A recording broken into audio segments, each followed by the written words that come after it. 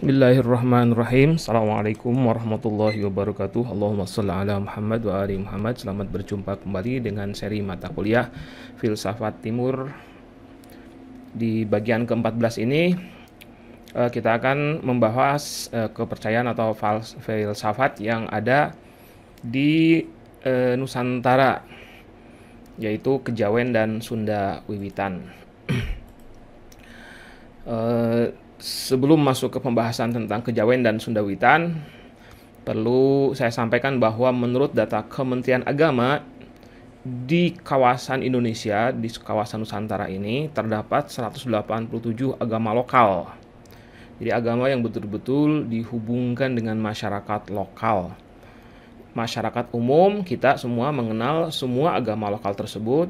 Maksudnya dari 187 itu yang disebut dengan agama lokal itu adalah selain dari 6 atau 7 agama yang diakui di Indonesia, ya, Islam, Kristen, ya, Katolik, Protestan, Hindu, Buddha gitu. Jadi selain itu ada 187 agama lokal. Nah, semua agama lokal itu dikenal dengan nama aliran kepercayaan, dan nama inilah yang dicantumkan di KTP, kecuali Kejawen. Nanti kita bahas kenapa Kejawen tidak dicantumkan sebagai aliran kepercayaan. Semua agama tersebut memiliki ajaran dan falsafah keyakinan yang khas dan pada umumnya merupakan sinkretisme antara agama Hindu dengan animisme dan atau dinamisme. Animisme pemujaan atau pemuliaan terhadap arwah, sementara dinamisme adalah pemuliaan atau pemujaan terhadap benda. Dan itu adalah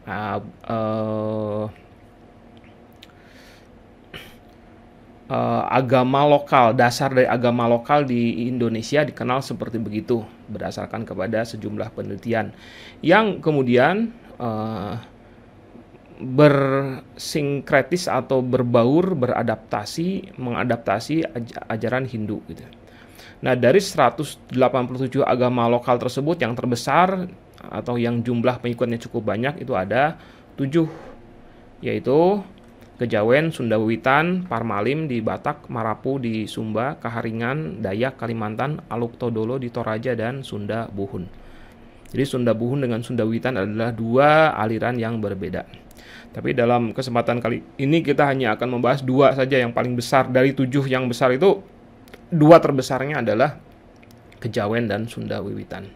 Kejawen pada dasarnya bukanlah sebuah agama atau aliran kepercayaan, melainkan lebih kepada falsafah hidup orang-orang Jawa.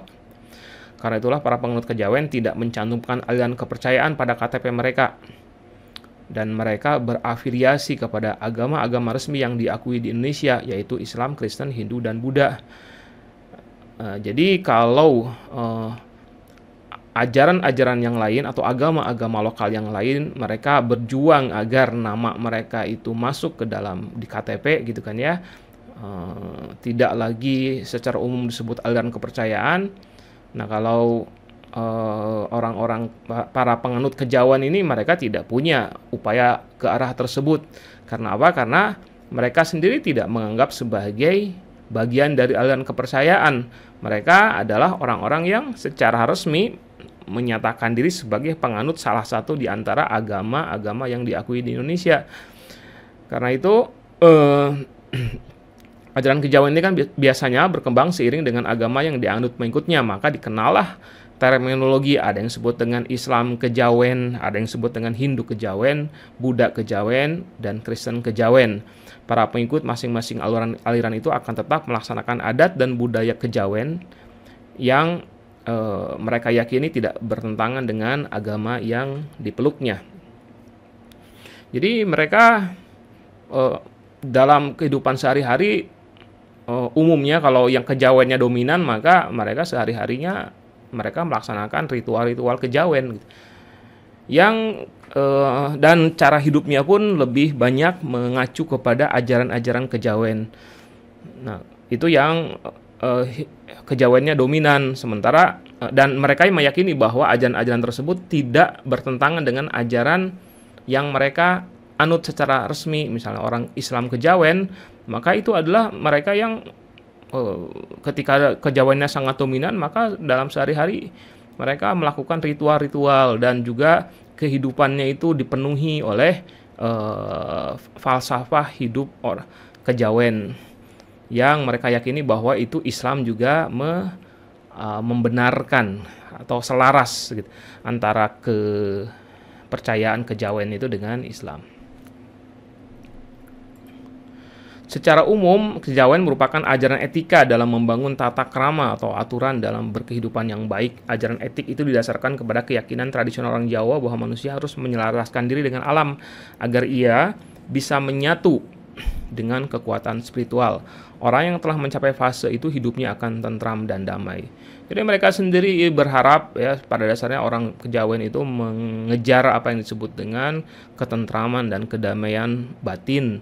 Dan untuk itu yang harus dilakukan adalah menyelaraskan diri dengan lingkungan sekitar, dengan sesama manusia, dan juga dengan alam semesta.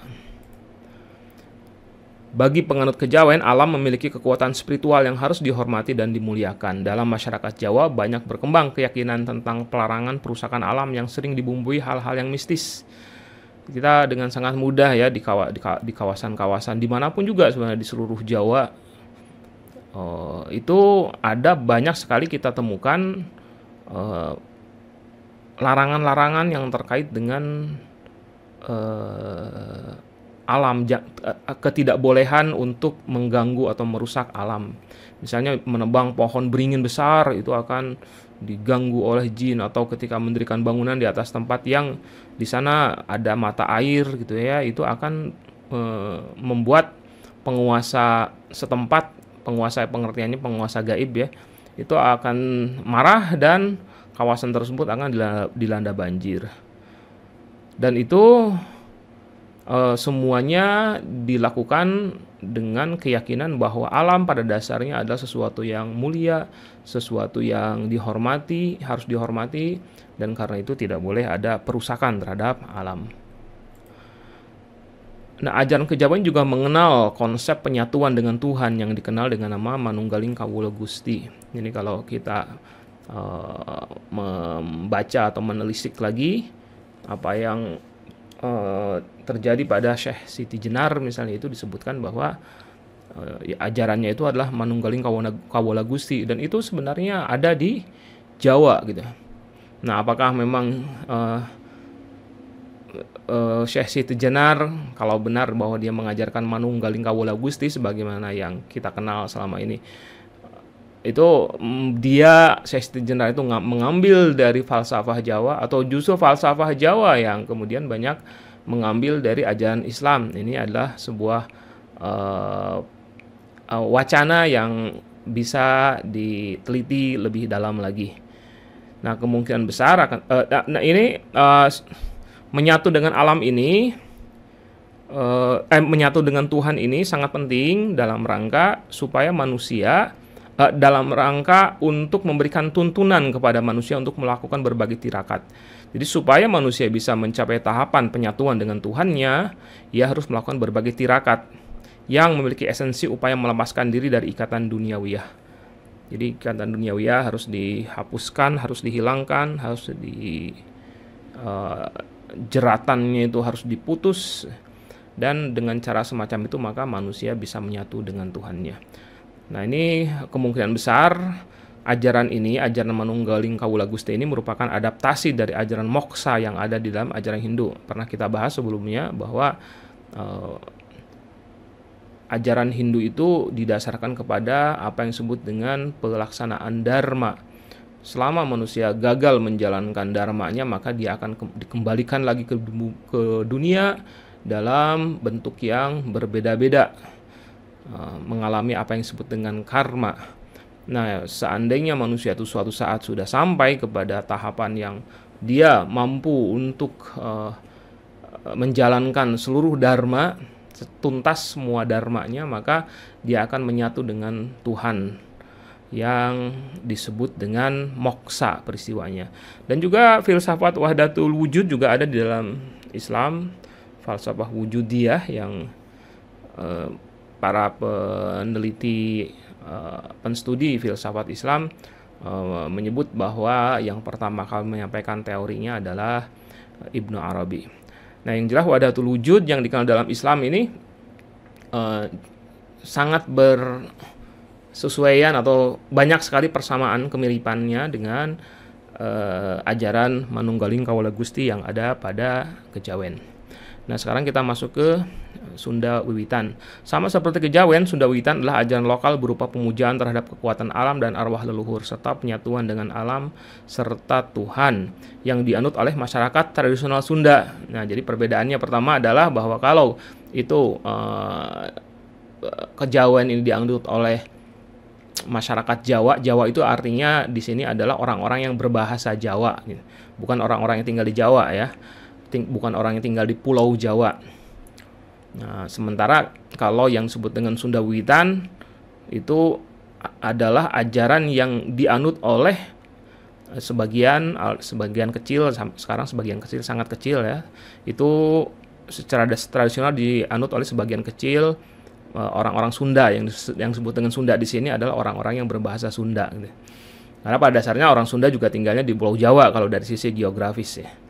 Nah, beda yang lainnya adalah jika Kejawen melebur dengan semua agama pendatang, ya ada yang disebut dengan Islam Kejawen, Hindu Kejawen, dan seterusnya. Sementara Sunda Wiwitan tetap bertahan dengan sinkretisme Hinduismenya, dan sangat sedikit ajaran Islam yang diadaptasi oleh Sunda Wiwitan. Jadi Sunda Wiwitan itu lebih mengarah kepada, didominasi oleh ajaran-ajaran Hindu yang melakukan sinkretisme dengan ajaran lokal atau ajaran tradisional dari orang-orang Sunda. Meskipun sedikit ajaran Islam yang diadaptasi oleh Sunda Wiwitan, misalnya saja yang diadaptasi itu ada di orang-orang Sunda Wiwitan itu tradisi khitan atau sunatan ya, itu juga kan tadinya tidak ada, sekarang ada. Itu kemungkinan itu adalah adaptasi dari orang-orang dari ajaran Islam, karena di ajaran Hindu kan tidak ada, di ajaran lokal Nusantara juga tidak ada.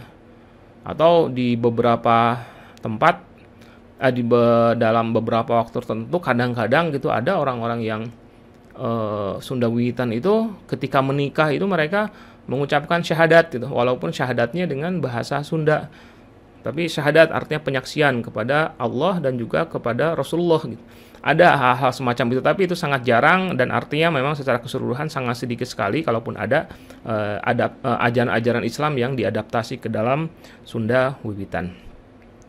Nah, meskipun sangat sedikit yang diadaptasi, mereka menganggap, orang-orang Sunda Wiwitan itu menganggap orang Islam dengan panggilan saudara muda.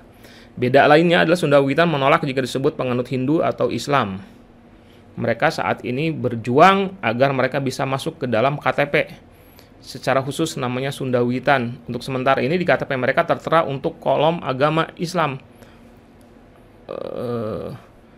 Tertera untuk di kolom agama itu adalah Islam karena memang terpaksa saja untuk menyamakan diri dengan agama dari mayoritas orang-orang Sunda, atau yang dicantum adalah kepercayaan gitu.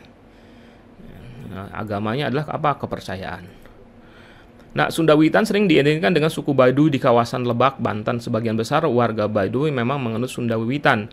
Meskipun sebagian warga Baduy ada juga yang menganut agama Islam. Di sisi lain, penganut Sunda Wiwitan juga tersebar di sejumlah kawasan di Jawa Barat, bukan hanya sekedar di kawasan Baduy ya. Dan juga di Jawa Barat dan Banten, seperti di kawasan Ciptagelar di Banten Kidul. Kemudian ada di kawasan Cisolok, Sukabumi, Cigugur, Kuningan, dan Galunggung di Tasikmalaya. Ajaran Sunda Wiwitan terkandung dalam kitab Sanghyang Siksa Kandang Karesian, sebuah kitab yang berasal dari zaman kerajaan Sunda yang berisi ajaran keagamaan dan tuntunan moral, aturan dan pelajaran budi pekerti, juga pentingnya memuliakan arwah nenek moyang. Ini sudah ada teks dan terjemahannya yang dibuatkan oleh para filolog terkait dengan kitab Sanghyang Siksa Kandang Karesian nih.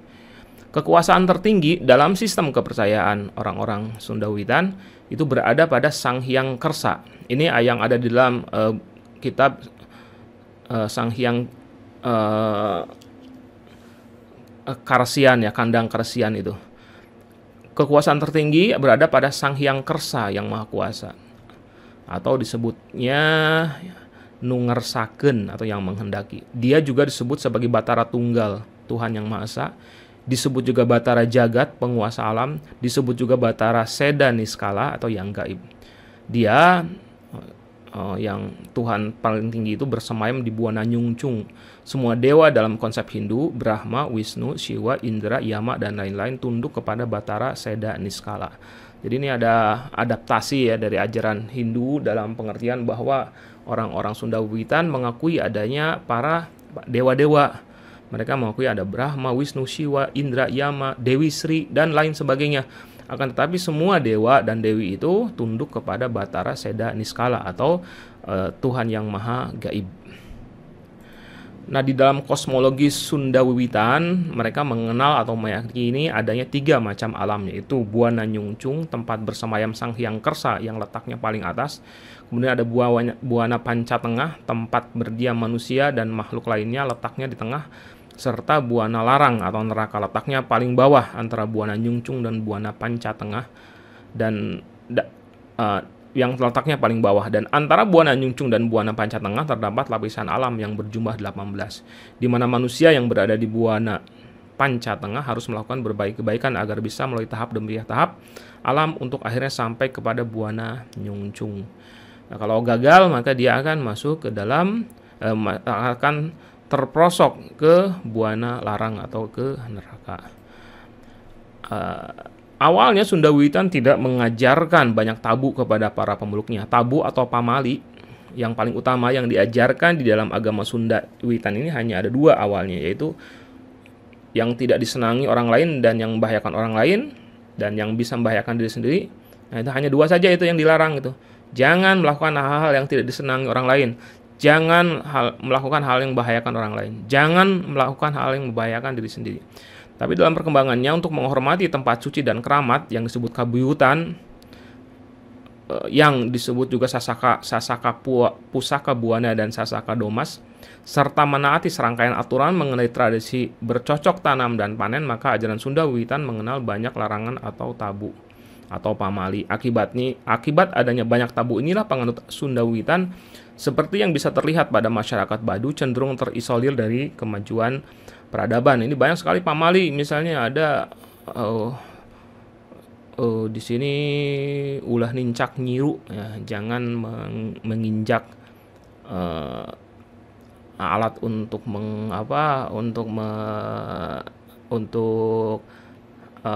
memisahkan beras gitu ya, dengan gabah gitu kan ya. Ulah diuk dina meja, jangan duduk di atas meja. Dan juga ada berbagai macam larangan, misalnya menggunakan teknologi sampai pada tahap semacam itu. Jangan menggunakan sesuatu yang selain dari alam, misalnya besi gitu, mereka tidak menggunakan besi gitu. Dan produk-produk pakaian pun mereka buat sendiri dengan cara tradisional. Nah, ini banyaknya tabu, pamali atau larangan ini yang membuat secara umum orang-orang Sunda Wiwitan itu berjarak dengan yang namanya peradaban. Nah, itulah yang bisa saya sampaikan. Assalamualaikum warahmatullahi wabarakatuh.